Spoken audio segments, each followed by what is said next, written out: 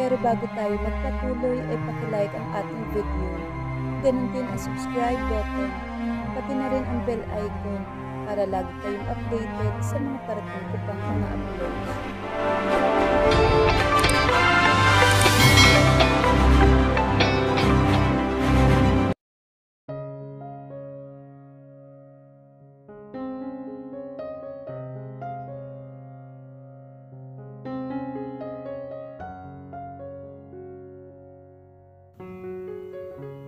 Hindi ba si Mayor Florendo yan? Ang iyong ama? Wika naman sa kanya ni Darren. Yung kasama niyang babae, yan ba yung anak niya sa labas? Hindi ako nakaimik habang tinititigan ang mukha ni Mara, na ngayon ay napalitan na ang apelyido bilang isang ganap na Florendo. Hindi ko na gano'n nakakausap si Mami, lalo na si Dad. Hindi na ako umuuwi sa bahay. Wala rin naman si Atlas.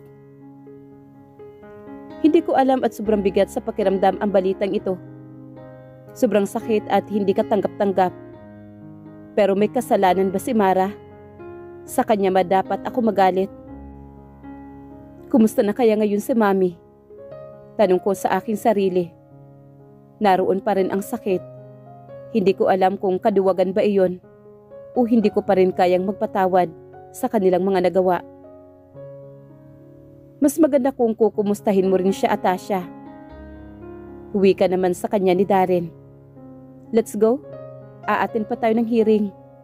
Nginitian ko naman si Darren at nagtungo na kami sa parking lot ng eskwelahan. Konti na lang. Gagraduate na rin. Bulong naman ni Darren sa akin. Bar exam pa. Pagod kong sambit sa kanya at pilit na napangiti. Minsan naisip ko, paano nga ba ako nakaabot pa rito? Sa dami na nangyari, hindi ako lubos makapaniwala na malapit na ako sa dulo. Pag-uwi ko ng condo unit ko, doon na naman mula ako binabagabag ng mga nangyayari. Wala na akong ginawang tama. Kung kaya't talagang pinag-iigihan ko ngayon ang pag-aaral ko, dahil mukhang ito na lamang ang natitira sa akin. Dito ako magaling. Ito na lang ang naiwan sa tabi ko na pinagpupursigihan kong maabot. Habang nakahiga ako sa aking sofa, naririnig ko ang pagpipilit na mabuksan ang pintuan ko. May ilang beses ito nagkamali. Hindi ko mawari kung sino iyon. Masakit ang katawan ko. Gayon din ang nararamdaman ko sa aking ulo. Victor, wika niya sa pangalan nito nang makita niya ito. Tumawag sa akin si Darren. 3 araw ka nang hindi makontak. Hindi ka raw pumapasok ngayon. At lalong-lalo na sa eskwelahan. At dumalo ng hearing. Mababang wika nito. Sinubukan kong maupo at akmang magsasalita ngunit natabunan na iyon ang sunod-sunod kong pag-ubo. Hinawakan niya ako. Anong araw na ngayon? Napasa po ako sa ulo ko at nagmamadaling sinuot ang tsinelas ko. Tsaka sinubukang tumayo kahit hirap na hirap ako. Mabilis akong nilapitan ni Victor at bago pa ako matumba ay agad na niyang nahawakan ang baywang ko at napahilig ako sa dibdib nito. Ang init mo. May lagnat ka, Tasha. Mabilis na iya akong ibinalik sa couch at tinapunan ng tingin ang mga gamit sa ibabaw ng lamesa ko. Puro mga libro at ilang papel. Ang laptop ko ay nakalimutan ko ng patayin hanggang sa nalobat na ito. Ano bang nangyayari sa iyo? Bulong nito at marahang hinaplos ang pisngi ko. Hindi ko nga alam kung totoo ba itong narito si Victor. Siguro dahil sa sobrang pagod at sakit na nararamdaman ko. Nasa kalagitnaan ako ng pagdedesisyon kung hahayaan kong pumikit o piliting magising dahil nandito si Victor. Dahil nasa tabi ko siya at sa wakas may kasama ako at hindi ako nag-iisa. Lilinisin ko lang itong table mo at kukuha ako ng pagkain at iinom ka ng gamot. Banayad niyang bulong at naramdaman ko ang paghalik niya sa aking noo. Mabilis kong hinawakan ang kamay niya at naramdaman ang pag-iinit ng aking mga mata, ang pagtulo ng mga luha ko. Huwag mo akong iwan, please. Paos at nahihirapan kong sambit. Gusto kong bumalik na si Atlas, pero alam kong may buhay siya sa ibang bansa at kailan kong maging matatag dito. Pero kailangan ko rin ng kasama. Kailangan ko rin ng masasandalan. Kasi ang hirap na. Pakiramdam ko ay tinalikuran ako ng lahat. Tinalikuran na ako ng mundo. Pinabayaan na ako ng buhay. I'm scared. Bulong ko na halos wala ng boses at napahagulhol. Bakit? Saan? Tanong naman ni Victor. Hinihila na ako ng antok marahil sa matinding pagod. Pero pilit kong pinapanatiling gising ang diwa ko. Sinusubukan kong ibukas ang aking mga mata.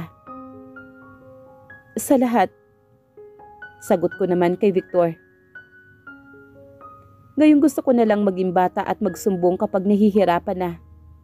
Kapag nasasaktan. Dahil sa mga nakaraan, ang hirap pagdaanan ng sakit na dinadanas ko.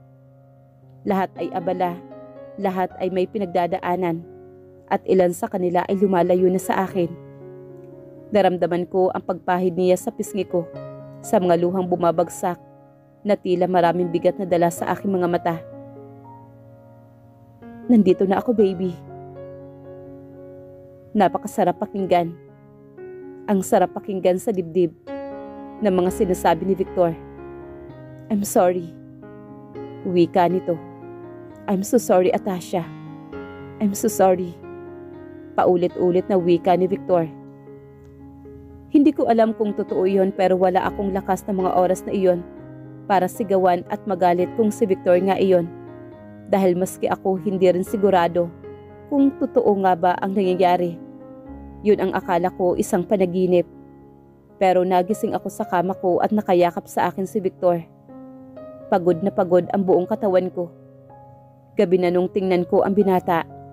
Nasa ilalim ako ng blanket, kaming dalawa. At ang lalaking ito. Ang dalawang kamay ko ay nasa gitna ng dibdib naming dalawa. Tiningala ko siya at pikit ang mga mata nito. Saglit ako napatitig at nakakunot sa noo niya. Sa mapulang labi at magandang ilong nito. Sinubukan kong umikot at talikuran siya hanggang sa mapaharap na ako sa nasaan ang kamay niya. Napaungol naman ito.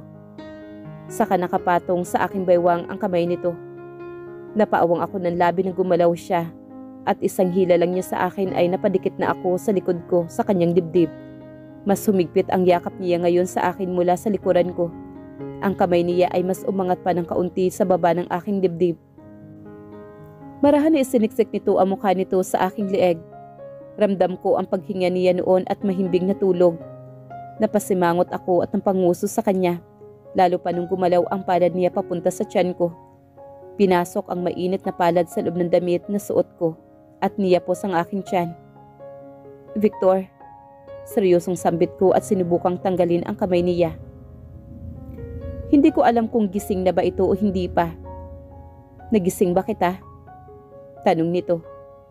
Umikot ako para muling maharap ito at nagtama ang mga mata naming dalawa. How are you feeling? Paos niyang dagdag. Hinawakan niya ako sa noo at leeg. Masakit ang ulo ko ng kaunti. Tinitigan ko lang siya. Taka ako sa mga nangyayari at nandito siya. May naaalala akong iba pero hindi pa rin malinaw kung bakit narito at kung ano ang nangyari. Kailangan mo nang kumain at uminom ng gamot.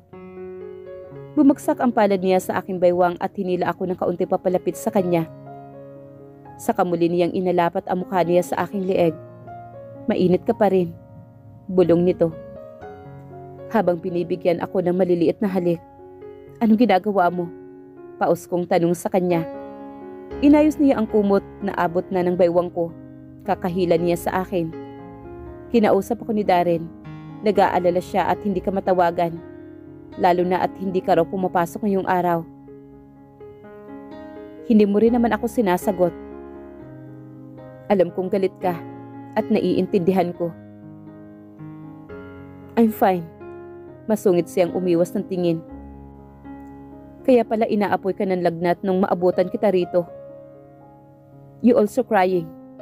Habang natutulog ka. Napalunok ako at umiwas ng tingin. Maski mata ko ay pakiramdam ko ay namamaga rin. at natutulog ka habang nagsasalita.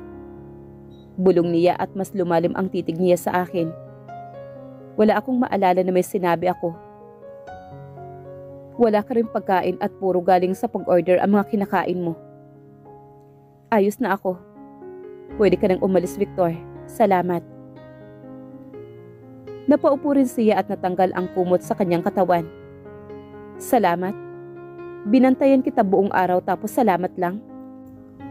Tila nagbibirong wika nito. Seryoso ko siyang tiningnan. I'm not in the mood to ride your jokes. Please, Victor. Inirapan ko siya at tumayo tsaka iniwan siya sa kama. Naramdaman ko ang pagsunod nito sa akin. Ang una kong hinanap ay ang mga naiwang gawain sa lamesa na ngayon ay wala na.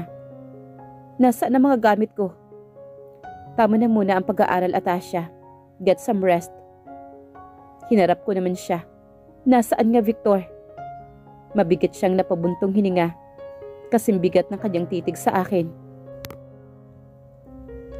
Napalunok ako matapos marinig ang pagtatakang tanong sa akin ni Atlas. Pero ngayon ay bigla siya napatawag. Wala ka sa birthday ng anak ni Franco at ni Diana. Kaswal na tanong nito. Umuwi siya pero agad rin bumalik ng Canada, kasama ang nobya niya. Parang ikaw lang ang wala, Atasha. Busy dahil graduating na si attorney? Natatawang tanong nito. Kahit papaano naibsan ang sakit na nararamdaman ko sa halakhak ni Atlas. Hindi pa attorney. Pagtatama ko naman at nginitian siya.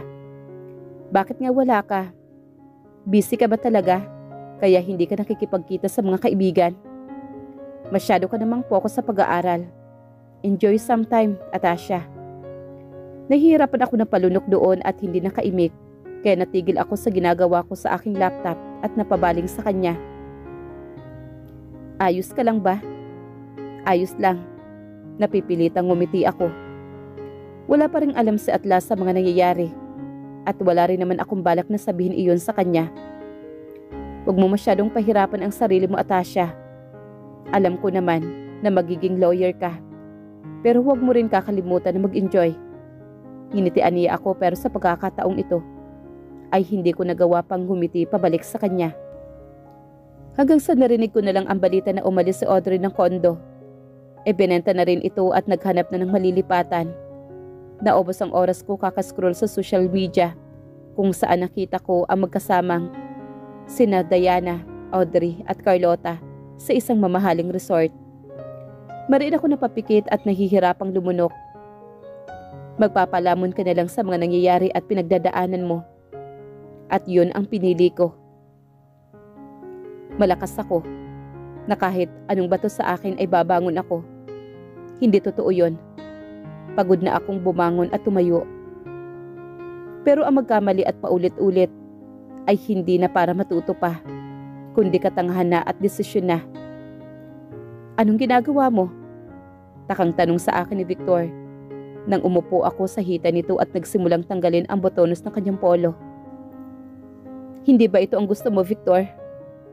Sinimulan ko siyang halikan sa leeg habang patuloy na pagtanggal ng botones niya at ang isa ay nasira sa ras ng pagkakahila ko.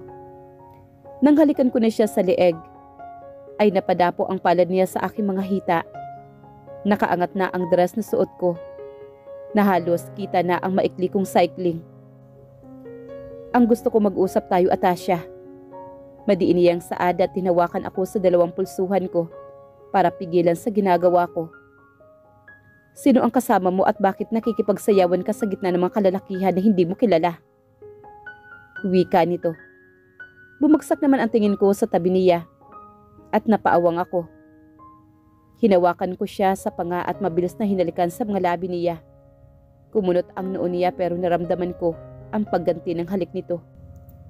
Di ba ito ang gustong-gusto mo, Victor? Sayong-sayo ako, Victor. Lahat ng meron sa akin ay sayo. Lahat-lahat ng akin ay sayong-sayo na. Gusto mong pagsawaan ang katawan ko? Sige. Pagkatapos nito, titikim din ako ng iba, Victor. Hindi ako titigil na magpatikim sa iba't ibang lalaki hanggang mahanap ko ang mas masarap sa'yo. Mariing hinawakan naman ako ni Victor sa pulsuhan ko. What are you talking about, Atasha? Nakita ko ang pag-aalab ng galit sa mukha niya. Ang habol ng paghinga, hindi dahil sa halik kundi sa galit. Ang pamumula ng dibdib at mariin na pagtikom ng mga labi nito. Or maybe, habang tinitikman mo ako, ay magpapatikim din ako sa ibang lalaki. How about that, Victor? Natatawang wika ko sa kanya. Naghahamon ko siyang tiningnan. Kaya mong masikmura yon? Hindi ba at mas pabor pa yun sa'yo? Masira at babuyin ako.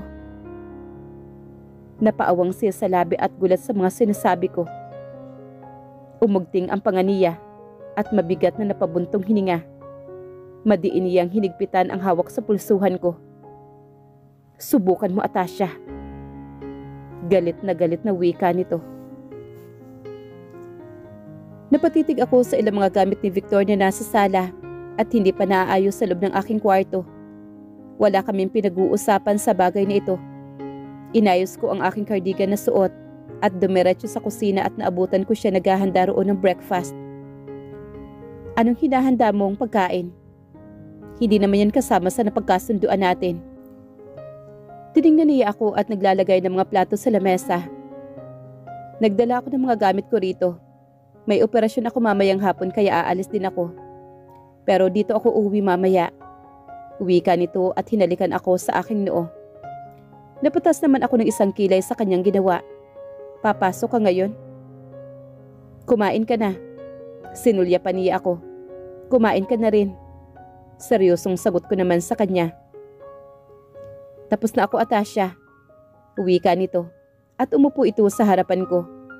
Kumain na ako bago pa ako pumarito. Kung ganun, sana hindi ka na nag-abala na magluto pa. Matapos kong isubo ang pagkain, bumagal ang pagnguya ko at mas napataas ng kilay sa kanya. Anyway, lalabas ako para bumili ng groceries. Sabihin mo sa akin kung may ipasasabay ka. Sinuyod niya ng tingin ang kabuuan ng aking condo unit. Huwag ka mag-abala, Victor. Hindi na rin naman ako magtatagal sa condo na to. After graduation, aalis na rin ako sa lugar na to. Humigop ako ng kape at napalunok. Saan? Uuwi na ako sa bahay. Magre-review ako para sa bar exam. Uuwi sa bahay?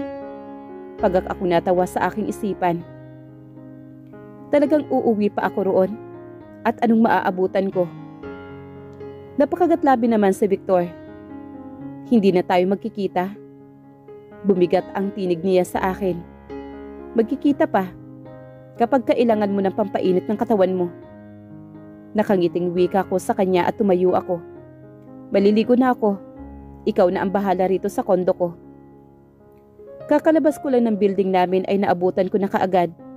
Sina Franco at Diana naghihintay sa labas. Napansin ko rin ang kararating lamang na sina Conrad. Hindi ko alam kung lalapitan ko sila o dederecho lang sa paglalakad at lalampasan. Attorney, pabirong sambit naman ni Conrad at lumapit siya sa akin. Uminit ang pisngi ko sa hiya dahil ang ilan kong mga kaklase ay napabaling sa akin at napangiti. Kape tayo? Alok nito. Lumampas ang tingin ko sa likod niya kung nasaan naroon sina Diana at Franco.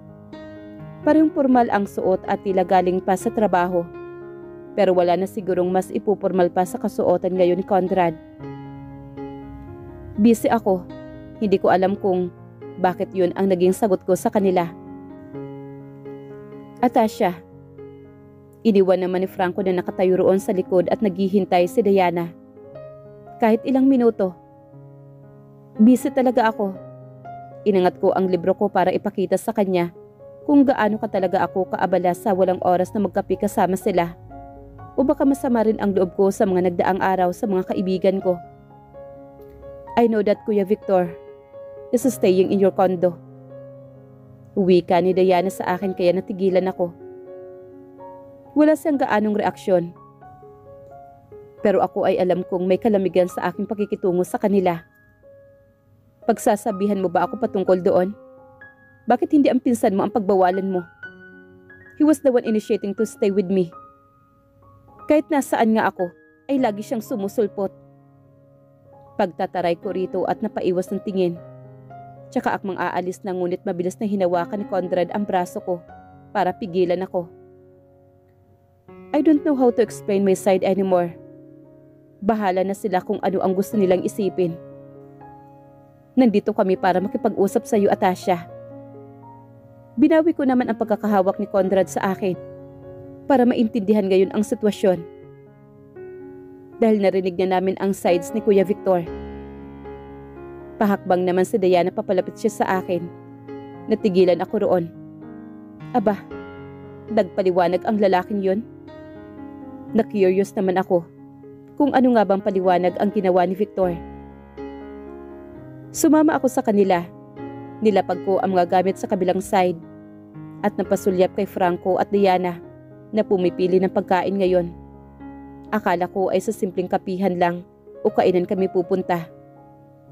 Anong order mo? Tanong naman ni Conrad sa akin. At bakit naman nandito ang isang to? Lalo na at alam kong abala siyang tao. Nang kinuha na ng mga waitress ang aming order, habang si Conrad naman ay abala sa kanyang cellphone at paminsan-minsan ay tumatayo para sumagot ng tawag. Kuya Victor likes you. Yun lang ang narinig kong mali sa lahat ng sinabi ni Diana galing kay Victor. Hindi ko napigilan ang magpakawala ng tawa at umiling. Taka lamang na napatitig sa akin si Diana. Of course, he will save himself from that judgment. Napagkibit-balikat naman ako. Alangan namang sabihin niya na gusto niya akong masira, hindi ba? Ang galing naman. Gusto niya ako. I've been rejected multiple times. Pero ngayon bigla niyang aaminin na gusto niya ako. Okay lang ba siya? Natatawa ako. Anong ibig mong sabihin? Takang tanong naman ni Franco. Wala. Ang sabi ko, nakakatouch naman pala yung confession ng pinsan ni Diana. Humihingi kami ng tawad sa iyo, Atasha. Sinabi din sa amin ni Conrad ang ilan sa mga nalalaman niya. Napasulyap naman si Diana sa kakabalik lang na si Conrad sa amin lamesa. Kaya siguro nandito ito ngayon. Hindi deserve ni Audrey ang naranasan niya. Nasasaktan siya. Nasaktan na siya kay Joros, kay Victor, at sa kaibigan pa niya. At nakipag-usap na si Kuya Victor kay Audrey. Pero nasasaktan pa rin siya at galit. Pabulong na dagdag naman ni Diana. Naiintindihan ko. Tumango ako at napatikom ng labis sa kanya. Kung kailangan na umiwas muna ako sa inyo, maiintindihan ko. Pero sasama ang loob ko syempre. Hindi ka iiwas. Wika naman ni Franco. Ayaw ka makita ni Audrey. Pero hindi ibig sabihin na aalis ka na at iiwan kami. Magkakaibigan tayo. Bigyan mo ng panahon si Audrey na mapatawad ka niya. Atasha, tawag muli sa akin ni Diana. Nandito kami para tumulong kay Audrey.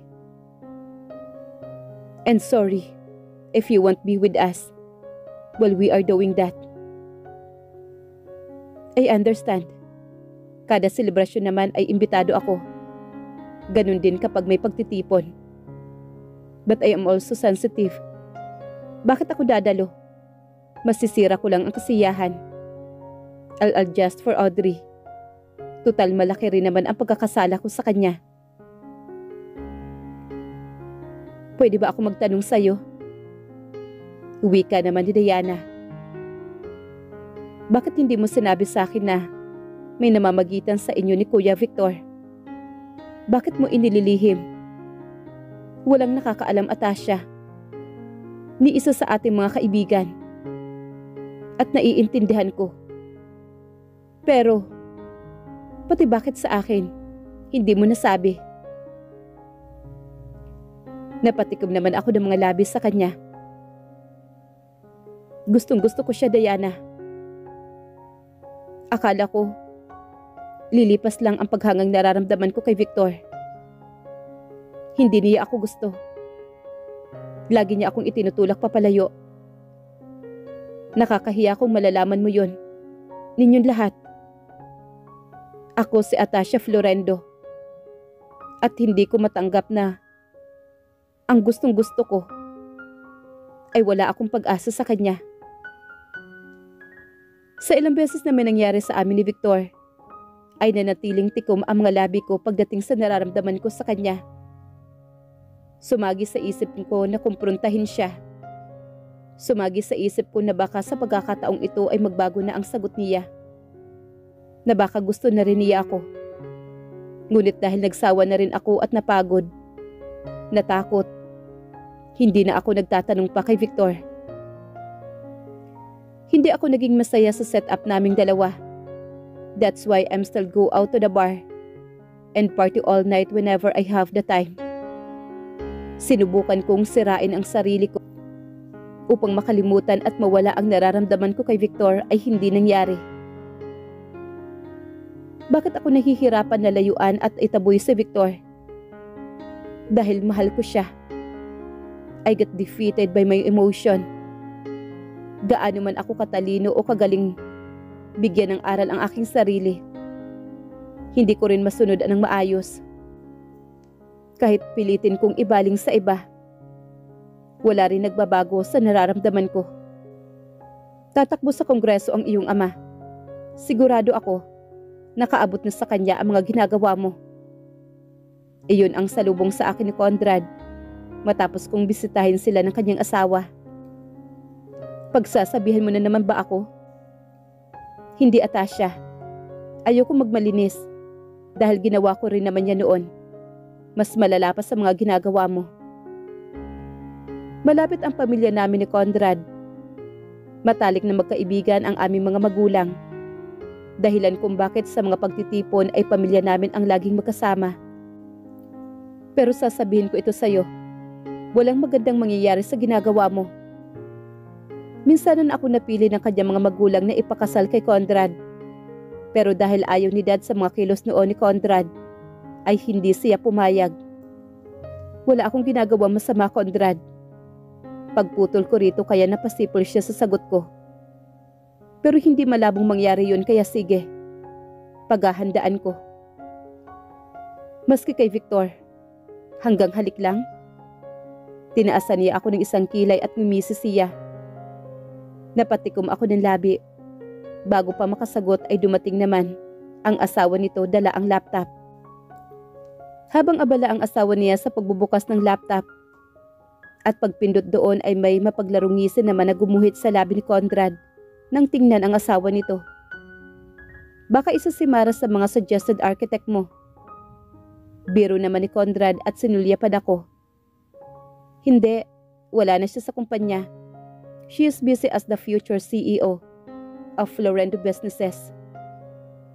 Wika naman ni Aliyah. Ilan siyang ngumiti sa akin at napatikim.